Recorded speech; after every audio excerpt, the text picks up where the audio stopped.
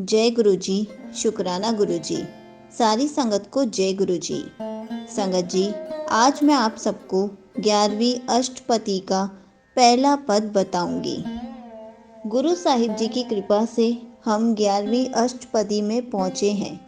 ये अष्टपदी है हुक्म की, और ये अष्टपदी है उस मन की जो पहले हुक्म को ना समझता था और ना ही मानता था, पर जब वह गुरु साहिब जी की वाणी द्वारा परमात्मा से जुड़ता है तब उसे समझ आता है कि असल में हुक्म क्या है, इसमें कैसा मज़ा है और कैसे हुक्म से ये मन चलता है और कैसे ये मन शांत होता है।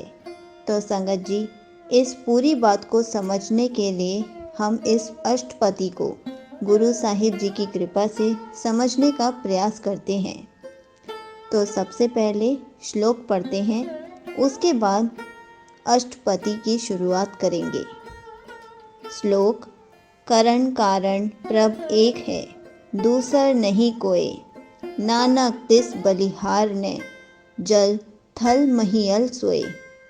इस पूरे ब्रह्मांड का समस्त जगत का मूल एक प्रभु ही है। वे इस जगत का रचनाहार ही है। उसी के कारण ये सब पैदा हुआ और वे खुद इस जगत को बनाकर खुद हर किसी में बसा भी हुआ है। हे नानक, वे जल में भी है, वही थल में भी है, वही महियल में भी है, आकाश में भी है। इसके सिवा यहाँ और कोई दूसरा नहीं। तो संगत जी, ये जगत सारा, चांद, सूर्य, तारे, सारे मंडल परमात्मा के बनाए हुए हैं और उसके ही हुक्म में चलते हैं। जब इतने बड़े बड़े ग्रह रब के हुक्म में चल रहे हैं तो फिर हम क्या चीज़ हैं। हम इन ग्रहों का सामने रेत के कणों के बराबर भी नहीं, पर हम में बहुत अहंकार है, इसलिए उसके हुक्म को ना जानते हैं ना मानते हैं। पर हम माने या ना माने, होता वही है जो आगे गुरु साहिब जी अष्टपदी में समझा रहे हैं। अष्टपदी। करन करावन करने जोग, जीत इस भावे सोई होग। अर्थात सबका कारण, हर कार्य करने और जीवों से कराने वाला एक ईश्वर ही है। वे ही सब कुछ करने के समर्थ है और होता वही है जो कुछ उसे भला लगता है। इसमें किसी और की मर्जी शामिल नहीं होती और हो भी नहीं सकती, क्योंकि एक उसके सिवा यहाँ और कोई है भी नहीं। दूसरा हो तो वे कुछ करे, परमात्मा खुद ही है, वे सब कुछ है, वही सब कुछ करवा रहा है और दूसरा यहाँ कोई नहीं। संगत जी, जैसा हमने पिछली अष्टपदी में जाना था कि परमात्मा खुद ही इस जगत को बनाने वाला है और जो जगत है ये पहली बार नहीं बना, पहले भी कई बार बन चुका है। खिन महथाप उथापन हारा, अंत नहीं किच पारावारा। भाव। यदि परमात्मा की ताकत की बात की जाए, वह उसे एक क्षण में मिटा भी सकता है। वही बनाने वाला है और वही इसे मिटाने वाला भी है।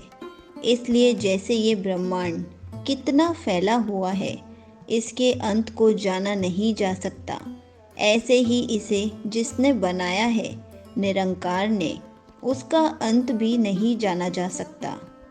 हुक्मे धार उधर रहावे, हुक्मे उपजे हुक्म समावे।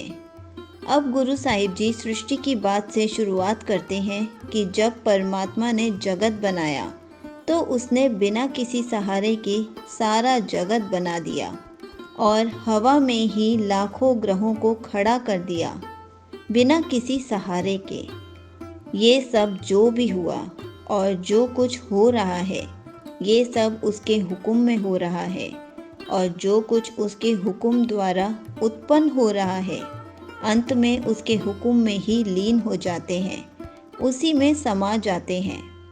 गुरु साहिब जी फरमा रहे हैं कि ईश्वर के बाहर कुछ भी नहीं है, हम सब उसके अंदर ही हैं, जैसे समुंदर में लहरें।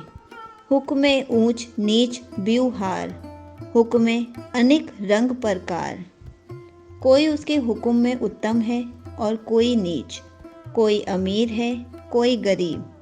ये सारा कार विहार उसके हुक्म में हो रहा है। उसके हुक्म द्वारा अनेकों प्रकार के खेल तमाशे हो रहे हैं। संगत जी, जब तक हम यही सोचकर दुखी होते हैं कि कोई अमीर क्यों है और कोई गरीब क्यों, पर कोई हुक्म को गुरु द्वारा समझ लेता है, वे समझ जाता है असल खेल क्या है, और उसे समझने के बाद उसे परमात्मा का हुक्म, प्रेम, नाम बड़ा ही मीठा लगने लग जाता है। उसकी सारी शिकायतें दूर हो जाती हैं। कर कर देखे अपनी वडियाई, नानक सब मह रहिया समाई। सृष्टि रचना करके वे अपनी महिमा को देखता रहता है। बाप बनाकर वे इसे अलग नहीं हुआ, बल्कि सबकी देखभाल भी देखता है। वे कहीं बाहर नहीं, बल्कि हे नानक, ईश्वर समस्त जीवों में समा रहा है। वे हर एक के अंदर भी है, बाहर भी है, हर जगह वही तो है, उसके सिवा यहाँ कोई नहीं। संगत जी, यहीं पर 11वीं अष्टपदी का पहला पद समाप्त होता है। जय गुरु जी, शुक्राना गुरु जी।